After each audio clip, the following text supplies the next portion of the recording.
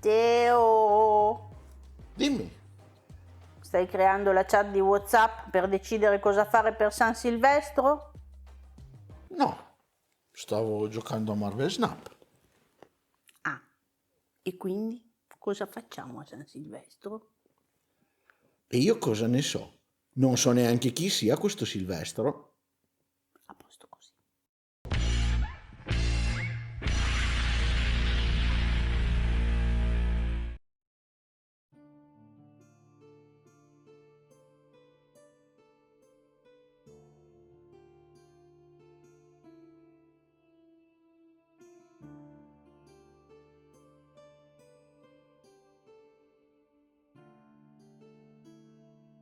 Per indagare su chi fosse questo Silvestro, siamo andati a Nonantola, perché le reliquie di San Silvestro si trovano proprio qui. E come ci sarebbero arrivate a Nonantola?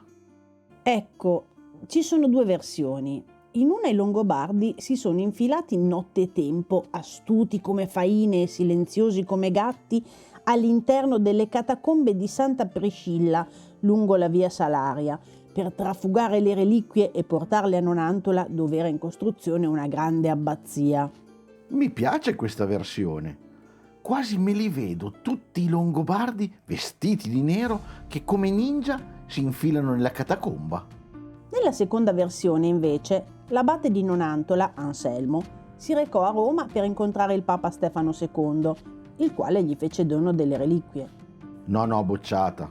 Questa versione è noiosa. Preferivo i Longobardi ninja. Comunque, una volta a Nonantola, le ossa di Silvestro furono messe nell'altare centrale della cripta della chiesa e lì rimasero per 7 secoli, ma poi... La maledizione degli scantinati colpì come un flagello divino. Di che maledizione parli? Della muffa con infiltrazioni d'acqua. No, aspetta, fammi capire. Tu mi stai dicendo che questi dopo 7 secoli hanno avuto un problema di infiltrazione d'acqua in cripta?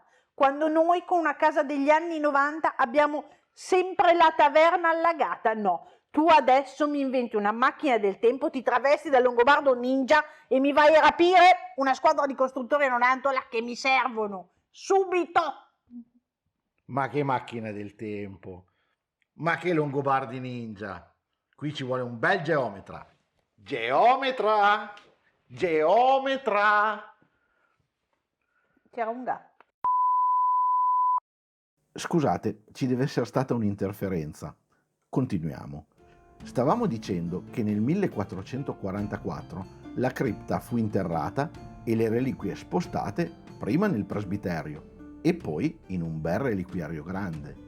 Tutto rimase immutato fino agli inizi del 1900, quando si decise di eliminare le aggiunte successive alla chiesa e di riportarla alle sue forme medievali, cripta compresa. Dopo il restauro, per un po' di decenni, le reliquie non furono più visibili. Tornarono ad essere esposte nella chiesa nel 1991, quando furono dotate di una bella teca in bronzo e vetro in cui le possiamo vedere ancora oggi. Non tutte però, perché nel 1372 fu asportato l'osso di un braccio per metterlo in una lipsanoteca. Lipsa che? Vuol dire che lo hanno messo in una teca in cui si conservano gli oggetti destinati al culto. Quella di San Silvestro è in argento, a forma di braccio, con una mano che mostra le 2 dita sollevate in atto benedicente. Ah, ho capito. È quella che usano ancora oggi per benedire i fedeli durante la messa di San Silvestro. Pensa che costanza, la usano dal 1372? Ah, ma quello non è niente. Pensa che qui a Nonantola c'è ancora l'enfiteusi istituita nel 1058. No, oggi non ce la posso fare. Cosa sarebbe questo enfisema? L'enfiteusi è... Facciamola semplice e diciamo che l'abbazia aveva un sacco di terra e sebbene i benedettini fossero tutti ora et labora, nemmeno loro ce la potevano fare a coltivarla tutta. Così la concessero con un particolare tipo di affitto detto enfiteusi, più o meno. E questa cosa esiste ancora? Ma è legale? Beh, insomma, hanno dovuto un po' riadattarla con le leggi correnti, però sì, esiste ancora e si chiama Partecipanza Agraria Nonantolana. Allora ne ho sentito parlare. La cosa incredibile è che le 22 famiglie che oggi fanno parte della partecipanza sono le stesse 22 che erano presenti alla sua costituzione. Oh, certo che a Nonantola si deve vivere proprio bene se nessuna di queste 22 famiglie ha mai pensato di trasferirsi altrove. Sì, ok, ma qui si fa tardi. Per San Silvestro abbiamo deciso? No, però per far passare il tempo posso dirti che la leggenda più nota su San Silvestro è quella che racconta di come avesse convertito al cristianesimo l'imperatore romano Costantino. Qualcuno dice che mentre c'era, così per abbondare, lo avesse pure battezzato e curato dalla lebbra. C'è poi un'altra storia del periodo di Silvestro e Costantino che riguarda proprio Nonantola, quella di Flavia Giulia Elena, per gli amici solo Sant'Elena. Elena era una donna molto devota e volle recarsi in pellegrinaggio a Gerusalemme per edificare una chiesa sul luogo del Santo Sepolcro. Una volta giunta a destinazione, durante gli scavi per le fondamenta della chiesa sul Calvario, fece un incredibile ritrovamento. 3 croci. Ok, 3 croci sul Calvario potrebbero far pensare alla vera croce, ma se ne ha trovate 3, come capì qual era quella giusta? Fu facile. Bastò fare così. Tu, portami una donna morente, subito! Signora, si sente male? Le sembra di morire?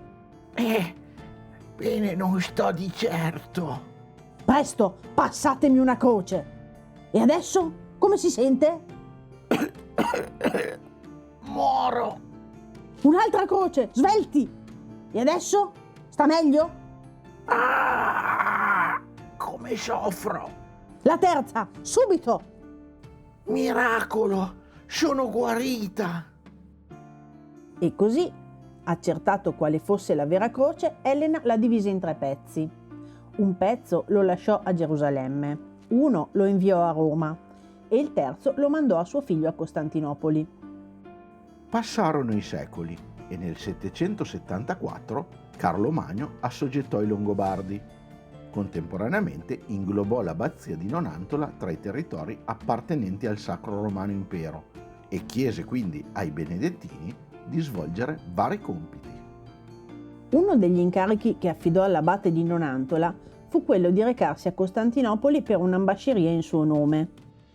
Fu allora che l'imperatore bizantino donò all'abate il frammento della vera croce che ancora si trovava in possesso dell'impero d'Oriente fin dai tempi di Costantino. Il frammento della vera croce giunse così a Nonantola, dove ancora oggi si trova. È stato bello visitare Nonantola, non credi? Teo, cosa stai facendo? Aspetta un attimo, siamo all'ultimo turno. Non sembra la chat WhatsApp di Capodanno quella. No, stavo facendo un'altra partita. Quindi noi cosa facciamo per Capodanno? Non ne ho la più pallida idea.